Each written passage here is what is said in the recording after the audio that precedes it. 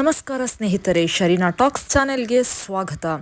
ಬೆಳ್ತಂಗಡಿ ತಾಲೂಕಿನ ಕುವೆಟ್ಟುಹಳ್ಳಿಯಲ್ಲಿ 15 ವರ್ಷದ ಸುಮಂತ್ ಎಂಬ ಬಾಲಕ ಗಂಭೀರ ಮತ್ತು ನಿಗೂಢ ಸ್ಥಿತಿಯಲ್ಲಿ ಮೃತವಾಗಿ ಪತ್ತೆಯಾಗಿದ್ದನು. ಈತ ಸುಬ್ರಹ್ಮಣ್ಯ ನಾಯಕ್ ಅವರ ಪುತ್ರ ಮತ್ತು ಗೇರುಕಟ್ಟೆ ಗೌರ್ಮೆಂಟ್ ಹೈಸ್ಕೂಲ್ 9ನೇ ತರಗತಿಯಲ್ಲಿ ಕಲಿಯುತ್ತಿದ್ದಂತಹ ವಿದ್ಯಾರ್ಥಿ. 14 ಜನವರಿ 2026ನೇ ದಿನ ಬೆಳಿಗ್ಗೆ ಸುಮಾರು 4 ಗಂಟೆಗೆ ಪೂಜೆಗೆ ಹೊರಗಡೆ ಹೋಗಿದ್ದನು. ಆದರೆ ಅವನು ಪೂಜಾ ಸ್ಥಳಕ್ಕೆ ತಲುಪಲಿಲ್ಲ.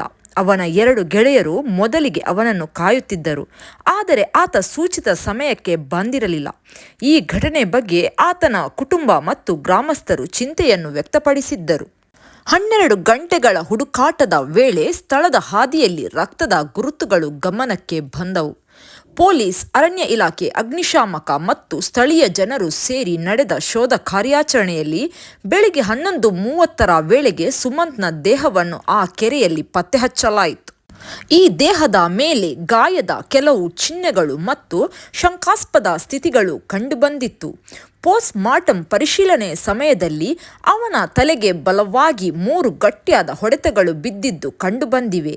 ಇದರಿಂದಾಗಿ ಇದು ಒಂದು ಅಸಹಜ ಸಾವು ಎಂಬ ಶಂಕೆಯನ್ನು ಮತ್ತಷ್ಟು ಗಟ್ಟಿಗೊಳಿಸಿದೆ.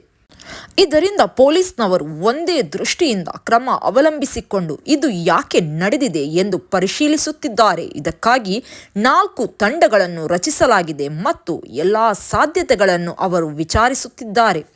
ಪೊಲೀಸರು ಹೇಳುವಂತೆ ಈ ವಿಷಯದಲ್ಲಿ ಯಾವುದೇ ರೀತಿಯ ಗೂಢಚಾರ್ಯ ಅಥವಾ ಅಪರಾಧದ ಕಳಚಾಟವಿರುವ ಸಾಧ್ಯತೆಗಳನ್ನು ಅವರು ಪರಿಶೀಲಿಸುತ್ತಿದ್ದಾರೆ ಮತ್ತು ಪೋಸ್ಟ್ ಮಾರ್ಟಂ ರಿಪೋರ್ಟ್, ಸ್ಥಳ ಪರಿಶೀಲನೆ, ಸಾಕ್ಷ್ಯ ಸಂಗ್ರಹಗಳನ್ನು ಅವರು ಮಾಡುತ್ತಿದ್ದಾರೆ.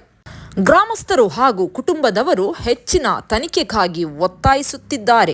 ನಮ್ಮ ಮಗ ಧನು ಪೂಜೆಗೆ ಹೋಗುತ್ತಿದ್ದಾನೆ ಎಂದು ಹೊರಟ ನಾವು ಅವನು ಸುರಕ್ಷಿತವಾಗಿ ಹಿಂದಿರುಗುತ್ತಾನೆಂದು ಕಾಯುತ್ತಿದ್ದೆವು. ಆದರೆ ಅವನು ಮರಳಿ ಬರಲೇ ಇಲ್ಲ. ಒಂದು ಕ್ಷಣದಲ್ಲಿ ನಮ್ಮ ಜೀವನವೇ ತಲೆ ಕೆಳಗಾಯಿತು. ಮಗನ ಮುಖವನ್ನು ಮತ್ತೆ ನೋಡಬಹುದು ಎಂದು ನಂಬಿದ್ದೆವು.